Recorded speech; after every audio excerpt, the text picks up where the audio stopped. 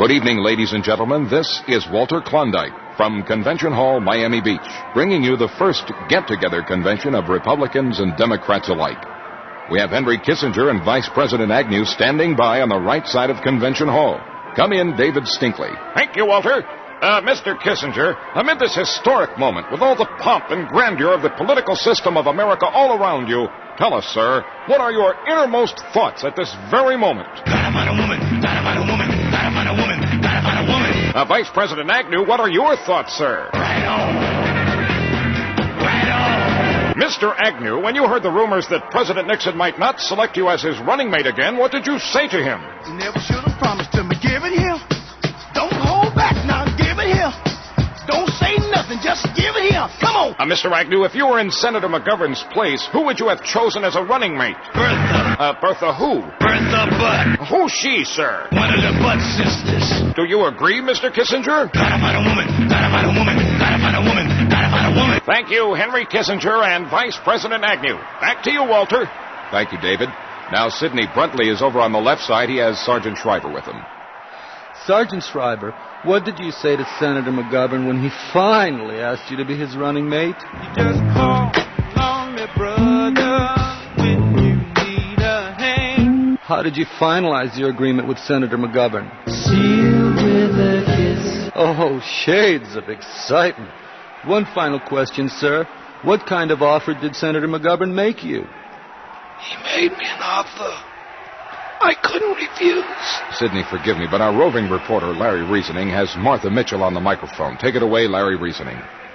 Mrs. Mitchell, would you like to talk to our listeners? I suck it to you, Daddy. Now that your husband has resigned from politics, how do you feel, ma'am? I'm the happiest girl in the whole USA. Mrs. Mitchell, your complaint was that your husband didn't have any time to spend with you.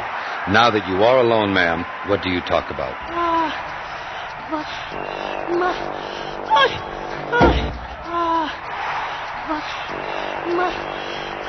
Well, I can understand that, Mrs. Mitchell. Now, back to you, Walter. Sidney Bruntley is on the left side of the floor with Mr. and Mrs. Eagleton and Senator McGovern.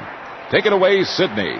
Thank you, Walter. Senator McGovern, how did you feel when you and Senator Eagleton first separated, sir? Alone again, naturally. Oh, yes. What did you do then? Called the doctor, woke him up. And what did your physician advise? Put the lime in the coconut and call me in the morning. Everyone was turning you down, sir. If Sergeant Schreiber had also refused, who would you have turned to then? A horse with no name. Oh, I love horses. Now, Senator Eagleton, how does one feel in the morning when his world has been shattered, sir? Well, you wake up in the morning and your hands are shaking and your nerves are all uptight. Well then, Senator, why didn't you resign immediately? Am I wrong for trying to hold on to the best thing I ever had? Yes. And what are your feelings now towards the people who opposed you? They smiling in your face all the time. They want to take your place, the backstabbers. One final question to you, Senator Eagleton. What did you say to the newspaper columnist when you met him face to face? Liar! Liar! Liar! Senator McGovern, what are your feelings on that, sir? How can a loser ever win?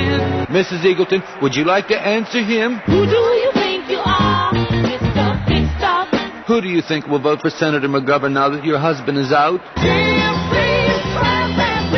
Ma'am, do you think you could have done more for your husband during those trying times? I know it's not my fault. I did my best. Thank you very much. Now back to you, Walter. There's a commotion on the left side of the floor. We've got Senator Kennedy standing with Jane Ronda. Take it away, David Stinkley.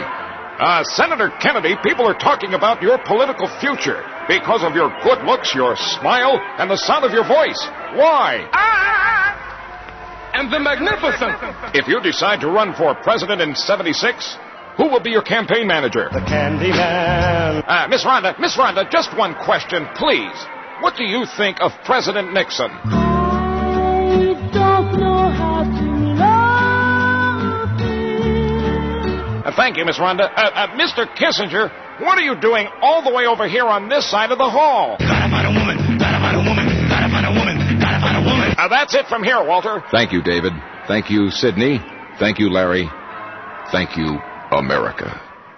We now return you to your